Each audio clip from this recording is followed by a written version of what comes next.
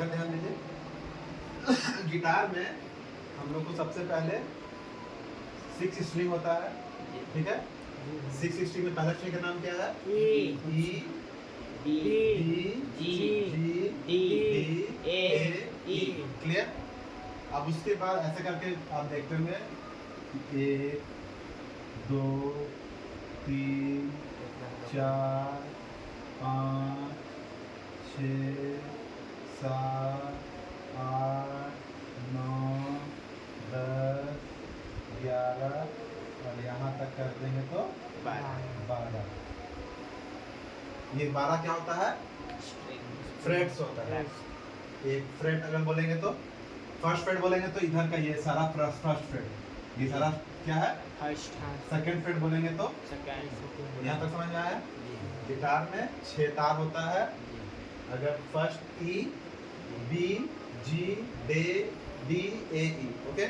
And frets होता है 1 2 3 4 5 6 ऐसे करके फ्रेट्स होता है। आप गिटार में देखिएगा तो ऐसे करके कुछ मार्क किया हुआ है, इधर बीच में रहता है, हम साइड में कर दे रहे हैं। ये कौन कहाँ पे मार्क किया हुआ है? तीसरा। फिर कहाँ किया हुआ है?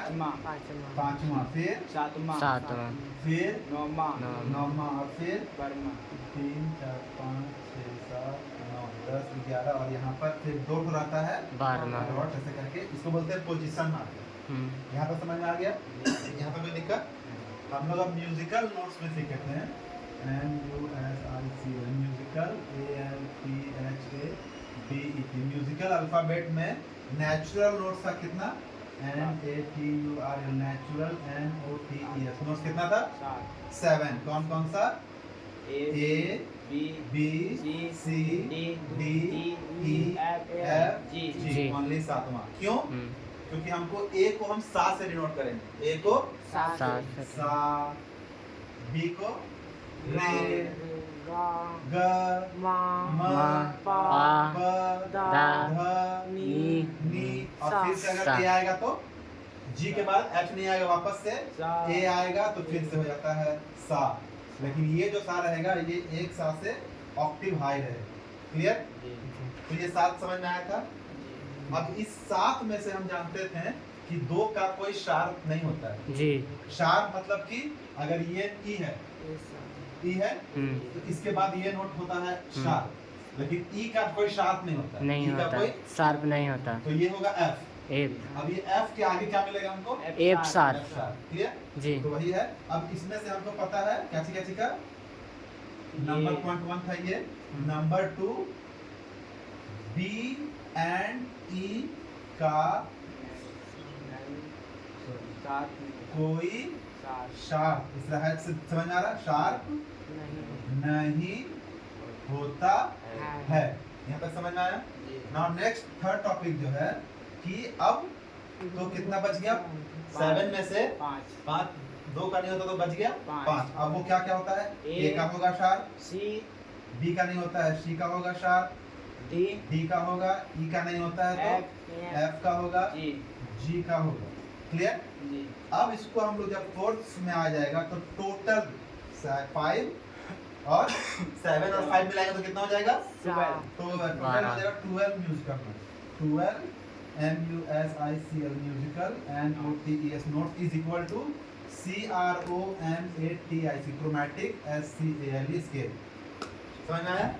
7 अलग है तो नेचुरल नोट, अगर ये शार्प अलग है तो वो शार्प नोट, लेकिन जब दोनों साथ में आते हैं तो उसको क्या बोलते हैं? Chromatic scale. जिनको हम लोग कंटिन्यू अगर करेंगे तो A के बाद क्या आएगा? A शार्प, A शार्प के बाद B के बाद C के बाद C शार्प के बाद D के बाद D शार्प के बाद E के बाद F के बाद F शार्प के बाद G के बाद G शार्प के बाद A। कंटिन्यू चलते रहेगा। जी। यहाँ तक समझ में आया? अब हम समझे थे यहाँ पे क्या? E। क्या समझे थे? E। पहला स्ट्रिंग का नाम क्या है? E। दूसरा स्ट्रिंग का नाम क्या है? B। तीसरा का G। D A E। अब एक एक फ्रेट जैसे हम आगे बढ़ेंगे एक एक नोट क्या होते जाएगा? बढ़ते बढ़ते जाएगा। जाएगा। फॉर एग्जांपल अगर ये ई है तो ये कौन सा नोट यहाँ प्ले होगा? F F. क्यों? क्योंकि क्रोमैटिक स्केल में ई के बाद क्या आता है? एफ। एफ। ई और एफ के बीच में कोई शार्प नहीं होता, इसीलिए क्या है? एफ। अब एफ। एफ के बाद क्या प्ले होगा? F sharp. F sharp. F sharp के बाद क्या प्ले होगा? जी। जी। जी के बाद क्या प्ले होगा? जी sharp. G sharp. G sharp के बाद ए। ए के बाद ए शार्प। ए शार्प के बाद बी। बी के बाद सी। सी के बाद सी शार्प। सी शार्प के बाद डी। डी के बाद डी शार्प। डी शार्प के बाद ई। ई। अब समझ में आया? जी। यहाँ ओपन ई बजाएंगे और ये ई बजाएंगे, दोनों का क्या रहेगा? नोट सेम रहेगा, क्योंकि ओनली ट्यून क्या रहेगा? हाई रहेगा। कैसे? ये भी मान चलिए सा है, सा रे गा मा पा धा नी सा। ये था सा और ये है सा। समझ में आया? एक ऑक्टेव हाई का। तो इस तरह करके आप सारा नोट्स को लिख लीजिएगा। सारा नोट्स को लिख लीजिएगा। अब जब ये लिख लीजिएगा उसके बाद जब आप प्रैक्टिस करिएगा तो बोल के ओपन बजाइएगा तो ओपन बजाइएगा तो E F, F sharp G, G sharp A sharp B, C sharp D sharp E, है ना? जी। इस तरह बैक भी जाना।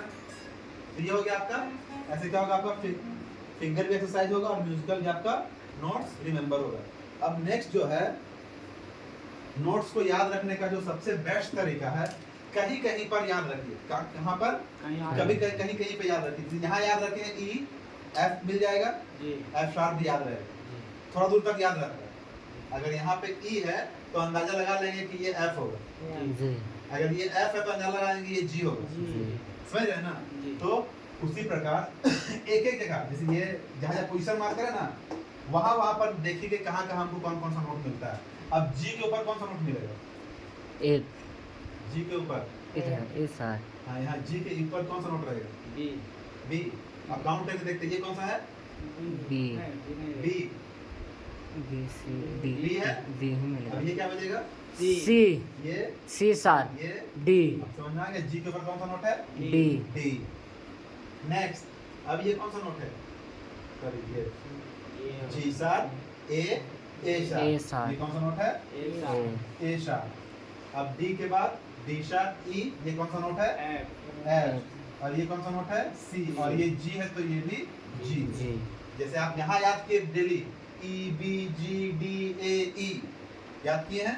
वैसे ही याद करना है G D A sharp F C G. किसके लिए? तो थर्ड फ्रेट के लिए, या फिर first position marker. Open E B G D A E, third fret G. अब हमको अगर फाइंड आउट करना है कि ये कौन सा नोट है, फाइंड आउट हो जाएगा क्योंकि जी के बगल में जी शार्प। अगर हमको डी पता है, डी शार्प पता चल जाएगा। ए शार्प हमको पता है, ये ए शार्प होता है, ए शार्प के बाद बी आता पता चल जाएगा। तो ये पहला position marker. Second position marker में ये क्या है? तो ये क्या होगा? ये क्या होगा? वेरी गुड, ये ई होगा। अब ये ई है तो ये क्या होगा? है? क्या? बी। क्यों? क्योंकि आपको यहाँ पे लिखा हुआ दिख रहा है, इसीलिए तुरंत आ गया। अगर ये लिखा हुआ नहीं रहता तो फिर से आप काउंट करते जी शार्प। अब समझ में आ रहा है? अगर ये लिखा हुआ नहीं रहता तो आपको ये फाइंड आउट करने में दिक्कत होता है, लेकिन ये लिखा हुआ है। अब ये जो लिखा हुआ है इसी को आपको क्या करना है? याद करना है। अगर आप एक दिन क्या याद कीजिए? ई बी जी डी ए, कभी भूलते हैं? नहीं। अब सेकंड दिन क्या याद करना है? हमको थर्ड फ्रेट में क्या मिलता है? G D A sharp F C G, G D A sharp F C D G. ऐसे याद हो जाएगा। अब हम यहाँ पूछे तो क्या मिलेगा? यहाँ पे जी। यहाँ क्या मिलेगा? डी। यहाँ क्या मिलेगा? यहाँ पे सारा नेचुरल नोट्स है। ये पॉइंट आप ज्यादा याद कीजिएगा अभी तो भी अच्छा बेनिफिट है। ठीक है? अब यहाँ बी के ऊपर क्या है? बी के ऊपर F sharp. Very good. B के ऊपर F sharp. C sharp. E के नीचे सॉरी एफ शार्प। ठीक है, ई के नीचे एफ शार्प। अब बी के नीचे C sharp. C sharp. G sharp. G के नीचे ए। डी के नीचे ई और बी के नीचे बी। तो ये थोड़ा सा शार्प है, इसको भी आप याद कर सकते हैं। अब ये नेक्स्ट में क्या है? C sharp. इसके ऊपर उसके ऊपर C F sharp G sharp, G sharp ओ ये क्या होगा डी शार्प, डी ये क्या होगा A B B E F G F sharp, और यहाँ पे सॉरी सॉरी ठीक है ये ठीक है ना जी और ये भी क्या होगा सी सी शार्प। ये भी एक याद करने वाला सारा शार्प है, केवल बी आपका अलग है। अब लास्ट में तो सेम है, अगर ये ई है तो इसको याद करने की जरूरत है नहीं सॉरी इसको याद करने की जरूरत है नहीं नहीं। तो ये आप लोग का होमवर्क कैसा भी इस बार क्या क्या रहेगा कि अच्छा से आज करना ये अभी यहाँ पर आपको जब गिटार रहेगा तो यहाँ पर क्या है पता नहीं है कौन सा नोट्स है, जी लेकिन जब आप ऐसे याद कीजिएगा जी डी बार बार इसको जी जी याद कीजिएगा, याद हो जाएगा। जी बाकी आपको ऑलरेडी याद है क्योंकि यहाँ से हम जी नोट प्ले कर रहे हैं, जी ये जी जी कॉर्ड से सी कॉर्ड आप प्ले करते हैं, ये नोट सी है, ऐसे ही याद हो गया होगा है ना। जी आप लोग ई नोट प्ले करते हैं तो ये ई है और ये भी ई है। इस तरह करके आपको क्या करना है, सबसे पहले म्यूजिकल नोट्स और फिंगर एक्सरसाइज के साथ ये चीज को आपको याद करना है। यहाँ पर कोई दिक्कत समझ में आया? ठीक है, थैंक यू।